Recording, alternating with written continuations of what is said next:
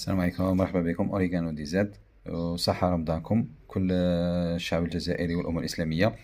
الكثير من الطلبة جاتنا حول خلطة توابل البوراك. اليوم راح نديروها لكم إن شاء الله إن شاء الله. المكونات سهلة وبسيطة ومتوفرة في كل البيوت. نبدأ بسم الله. كاين ملعقة كبيرة زنجبيل، ملعقة كبيرة فلفل أحمر، وملعقة كبيرة كركم، وأيضا ملعقة كبيرة بصل، القليل من المعدنوس المجفف، والقليل أيضا من فلفل أسود. هنا تقدروا تحكموا فيه، تبغوا تزيدوا تبغوا تنقصوا على حساب الذوق اللي حابينه، حار ولا بارد نورمال.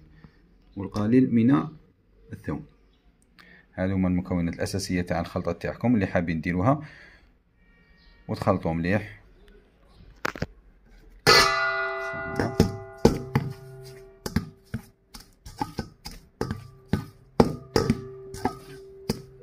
اللي عندهم الخلاط من الأحسن يديروا الميكس هذا في الخلاط ويخلطوه مليح بايت يكون هناك تناسق وانسجام في المكونات. دوك نديروه في الخلاط ونرجعوا.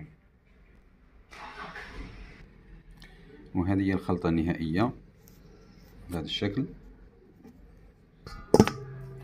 فقط تبغوا تزيدوا معها تاني ملعقة صغيرة تاع ملح تاني تجي أحسن. مرحبا بكم، السلام عليكم.